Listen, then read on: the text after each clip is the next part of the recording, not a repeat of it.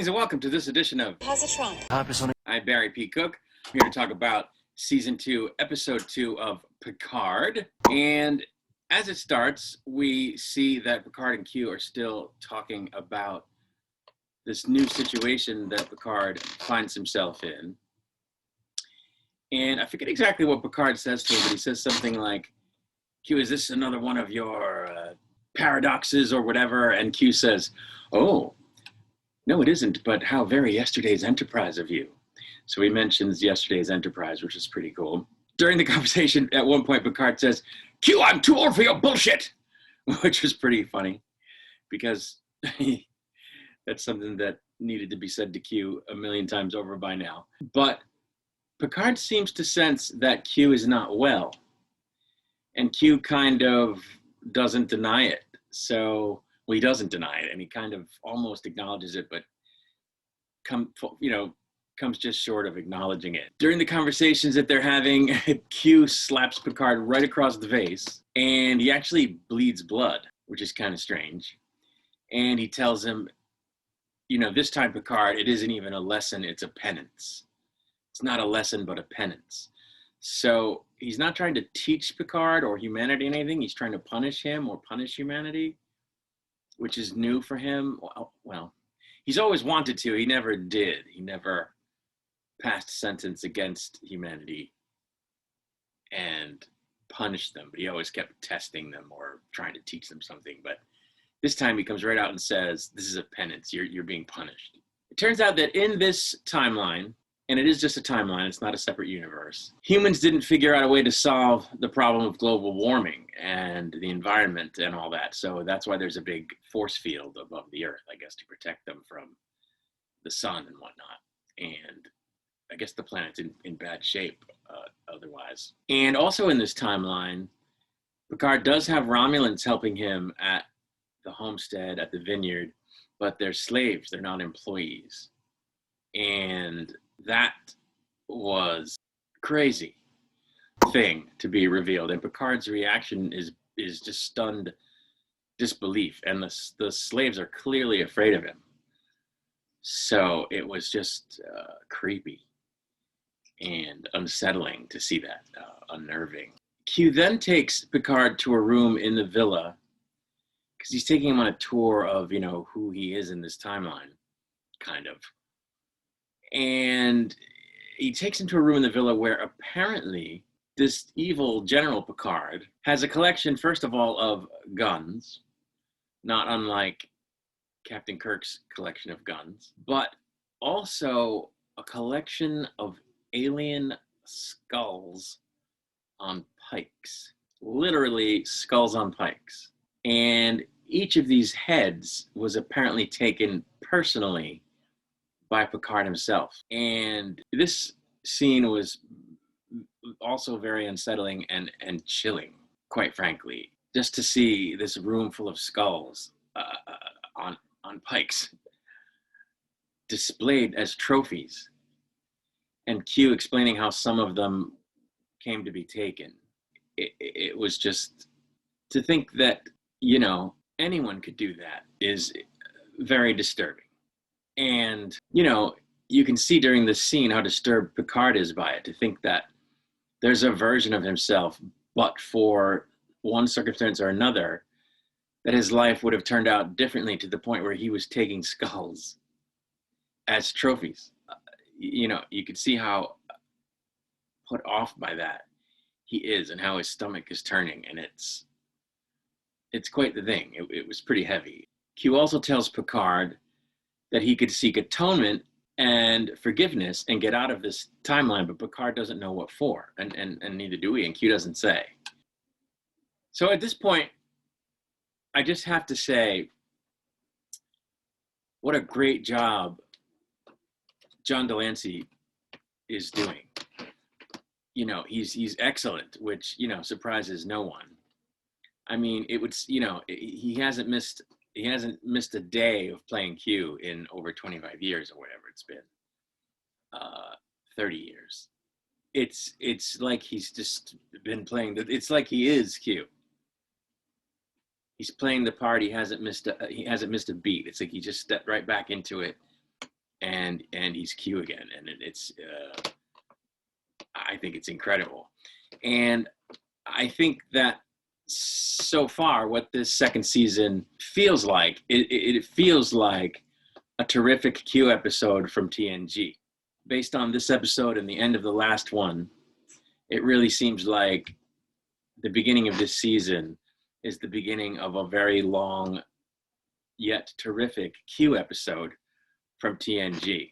But I'm also concerned that it again looks like the writers have set us up with a story where, you know, Picard is again going to be like shit on, but this time by Q and by himself. But hopefully in the end, he does in fact find atonement, or at least redemption for whatever it is he did. If in fact he even did anything, we don't really know, because Q, you know, talks out of his ass. So, you know, he might just be talking about self-forgiveness, that Picard has to forgive himself for something that he perceives as something he did wrong when really he didn't. But then again, he said this isn't a lesson, it's penance. So I don't know. The episode's called Penance. So I don't know. But I like, so far, I like where they're going. Next thing we see is Picard watching an old video, a holo video of himself giving a speech where he talks about the Confederation, not the Federation.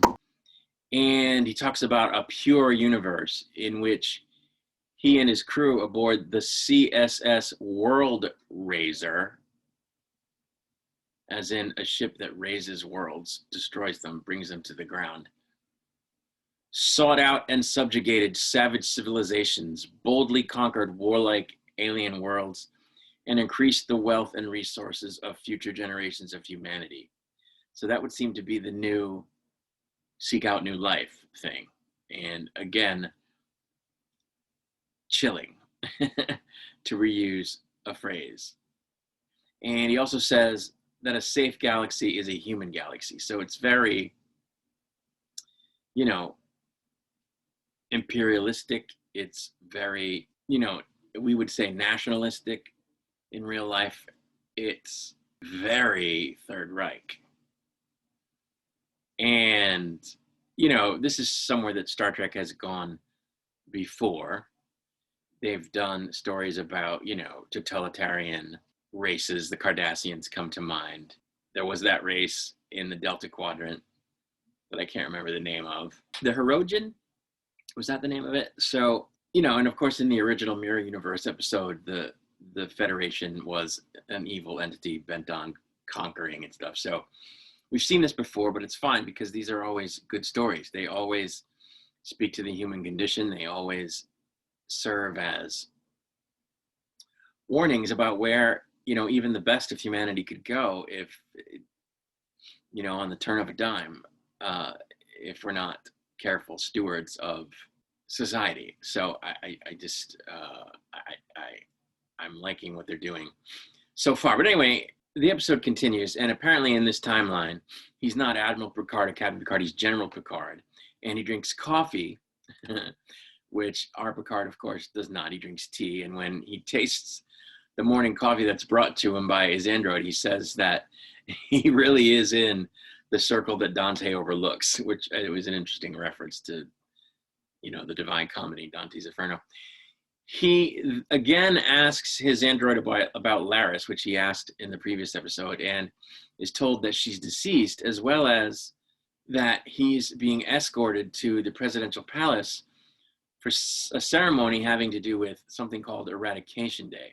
The next thing that we see is Seven waking up in her bed, and her computer calls her Annika, which is cool, and she appears to be living in a really posh place. The camera work that was done in the scene was really cool. They did a cool job of hiding the side of her face where, you know, where the implant would normally be for several seconds in various shots before she finally sees herself in the mirror and realizes that she has no implants.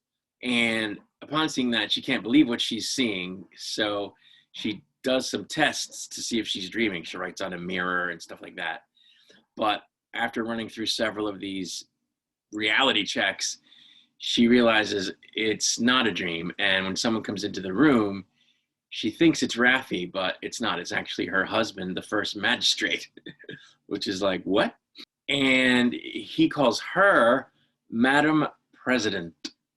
And I just said, holy crap. So she is the president of the Confederation in this timeline. And apparently there's a Vulcan war going on, and she says she wants a Federation officer to brief her, but is reminded that it's called the Confederation. And when she's offered a briefing from General Sisko, she asks for Rios, who it turns out is aboard his own ship, the La Sirena, after having conquered an enemy Vulcan ship, not realizing what's going on because he jumps in at the moment when that has already happened. And he doesn't know what's happening. So Seven calls him, and they both realize that they're together in this, and she recalls him to Earth. Meanwhile, in Okinawa, some heavy stuff is going down, and apparently Romulan activists, including Eleanor, set up a bunch of bombs in different buildings in the name of conquered worlds. Kronos was among them, I think Andoria was among them. And then Rafi shows up to help Eleanor as he's being hunted down.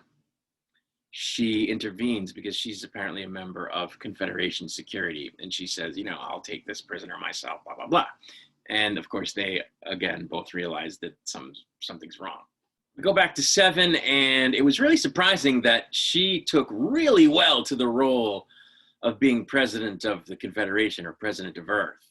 She takes to it like it's second nature. She slips right into the role and is able to convincingly play the part like right off the bat. And it was a little off-putting, but I think that's because she was in the Borg, and they, you know, she was a Borg, and they were very regimented. She also served on a Starfleet ship, and so she has the experience to be able to just play the role of commander, and she's really good at it, and it was kind of spooky. But she's told that Dr. Blondie, who I guess her name is, I forget her name, Dr. Blondie, is there in the Capitol preparing the last living member of one of the Confederation's greatest enemy species to be eradicated in a public execution. And then we see the good doctor, and it turns out that she has a virtual assistant named Spot 73, who seems to be voiced by Patton Oswalt. And she also realizes very quickly that she's in a mirror universe. She calls it a mirror universe, although she's not. It's a different timeline. When Seven arrives there, they awkwardly exchange words like in code as best they can in front of the magistrate guy before the good doctor brings out the Borg Queen torso, as she is apparently the last living Borg.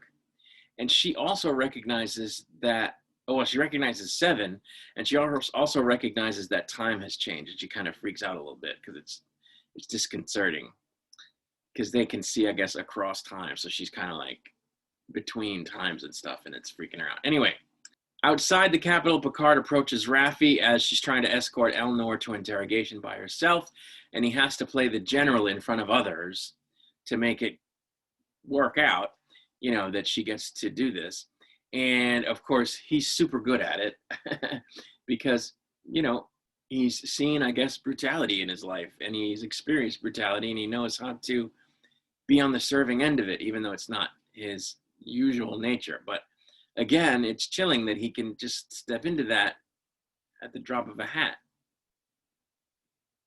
you know? So anyway, he's really good at it, and everything goes the way he wants, and he's able to get Rafi and Eleanor in front of Seven, and he tells her that he thinks they're in an alternate reality after she dismisses her husband in the name of privacy, which she's had to do a number of times already, indicating to me that they're gonna really have to sideline this guy at some point because he's gonna figure out what's going on. They're gonna like have to accuse him of sedition or something and lock him up or something, you know, unless they kill him, which I don't think they're gonna wanna do, because he's gonna catch on pretty quick, I think, after a few more times of, you know, can I have some privacy? Because she's behaving weirdly, everything's weird. because, you know, they don't really fit in there, and they're trying to communicate, and it's, you know, they're barely able to cover it up. Anyway, she tells Picard that the Borg Queen is in the basement and that she has a different theory, which is that it's not a different universe, it's just time has changed. And of course, Picard is unsettled by the fact that there's a Borg Queen around, but he realizes that it makes sense that Q, who, by the way, he refers to as an entity called Q, which is kind of weird because everybody should know who Q is. Rafi should know who Q is, what a Q is. Seven knows what a Q is. The different Qs. Well, the John Delancey Q showed up on Voyager, and then I think another Q did as well. Or was the other Q just on TNG? I don't remember, but Seven should definitely know what a Q is. Rafi, as a Starfleet officer, should know what a Q is. Even Eleanor should know what a Q is, having graduated the academy. So I don't know why he would have to say an entity called Q. He just should have said a Q, and they all should have known. But anyway, he says it makes sense that Q would have gone back in time to change the past, and so going forward, they proceed from the assumption that they're just in an alternate timeline, not an alternate universe. They then all beam into the good doctor's lab, where the Queen seems to instantly recognize Picard as Locutus, and again, weird, creepy. Picard then interrogates the Borg Queen, and she tells him that the Watcher can help him set things right, whoever the Watcher is, and that they can be found in 2024, which is where the divergence in the timeline occurred. So Picard says that they need to go back in time to fix things, and Seven indicates that in the briefings she's read, there was no indication that time travel technology exists, which is a little funny because she's only been in this body for like 5 minutes, so it seems unlikely that they would have, that would have come up without her looking for it, which, of course, she really had no reason to do. I don't know, but okay. Then Picard says they can slingshot around the sun, just like Kirk did, at which point the good doctor points out they would need someone to make a calculation, and that when Kirk did it, they had Spock, and that they don't have a Spock, at which point Seven realizes they could get the Borg Queen to do the calculations if they appeal to her, misgivings or unhappiness over the fact that the Borg have been eradicated in this timeline. So the Queen agrees to help them, but of course, they're going to have to trust her now, which I'm uneasy about. Anyway, they try to beam up to Rios' ship, but they're blocked by a security field that Seven apparently knew was in place, but must have forgotten about. And then when they tried to transport it was triggered. And so then even more security protocols kick in, which cut off communication with Rios, and it automatically pulls the Borg Queen back into her alcove. And then she's being prepared to go on stage for Eradication Day, to be, executed on stage. When husband magistrate guy shows up, he doesn't understand why they're all together and what's going on, and he says that he suspects that Seven's mind has been telepathically invaded, but then the good doctor comes up with a rambling explanation that he seems to accept, and it was kind of funny. She had a funny moment there. Then it's nightfall in San Francisco, and we see a giant holographic statue of Dr. Sung, and Seven and Picard take the stage for a crazy authoritarian, totalitarian celebration ceremony thing. And it was like 1984. It was like one of Hitler's, rallies, or something that you would see, under Mussolini. It was really creepy. Rafi finds a way to gain access to a console by pretty much sacrificing Eleanor to a beatdown by some guards in order to punch a hole in the transport block. Back on stage, Picard, like I say, is forced to play the part of like an El Duce type, egging on the crowd's cries for blood by doing one of these, It was just chilling. I know I keep saying that word, but that's the word that I want to use. And again, he's great at it, and it's fucking unnerving as hell. But Rafi then deactivates the block, and he then tells Eleanor he can go to town on the Confederation officers, which he does, and he kills one of them, which I thought was excessive, but okay. And when the transport beam doesn't come soon enough, as Picard is supposed to be shooting this Borg Queen, he turns and shoots the Confederation officers instead after telling Seven they're going to have to fight their way out of there. But then the transporter beam does come and they get beamed aboard the La Serena. They then hook the Borg Queen up to Rios' ship, which he didn't really like, and they head for the sun, but before they can, Magistrate Husband Guy manages to get the shields taken down and he beams aboard, shooting Eleanor and threatening to kill Picard for attempting to rescue the Borg. And that's where the episode ends, and I have to say, I really enjoyed it, just as I enjoyed the premiere. I think they've got something good going here. I think that the dystopian world they created is very well crafted. I believed it. It was terrifying, and it's a great, impetus for the audience to want them to fix everything, because it's a nightmare. I'm a little disappointed, though, because I know that most of the rest of the season, if not the entirety of the rest of the season, is now going to take place in 2024, before this totalitarian state came about.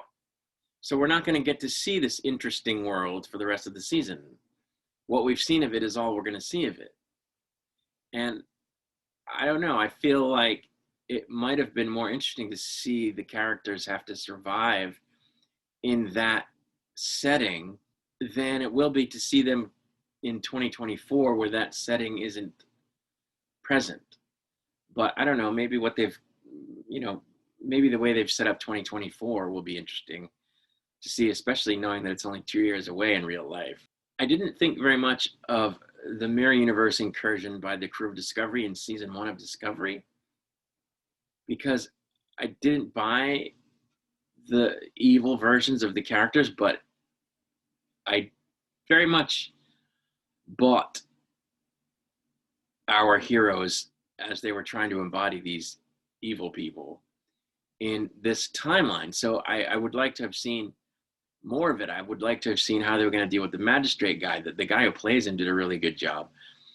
We may get one more episode of that. I don't know, because he's holding them at gunpoint at the end of this one. So we know that they end up jumping back in time, but we don't know if it's going to be at the beginning of next episode or what. They may end up having to deal with him for a while. But yeah, I wanted to see more of that, and I get the feeling we're not going to. But hopefully what we do get instead is just as interesting.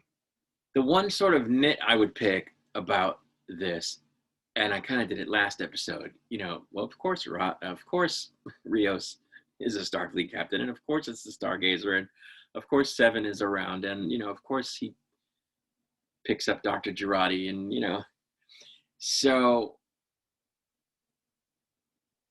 this episode was kind of the same thing, like, of course, Rafi encounters Eleanor in the street, and of course Seven is the president somehow. Like, of all the things, like, one thing went wrong in 2024 and suddenly Annika turns out to be the president of an evil federation.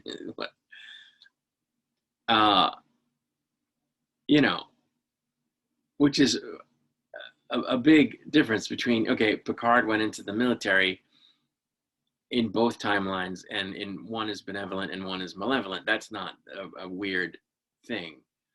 But she was nowhere near the president of anything in her life before, you know what I'm saying? Like, so how did she, I mean, we don't know, but how did she go down that path? It's just such a contrast to everything that happened to her. But her life was interrupted when she was a kid, so we don't know. I don't know. Anyway, it just seemed weird. But then on top of that, they all come together in the same place, you know what I mean? And it works because she's the president and she's working with Picard on Eradication Day, so they naturally come together. And then Rafi shows up because she found Eleanor and he's a prisoner and she's escorting him, you know what I mean? And then, of course, Rios is still a captain of a ship and they can use him for that. And Dr. Girardi just happens to be there at the Capitol working as a sign. So the characters all coming together, you know, was awfully serendipitous.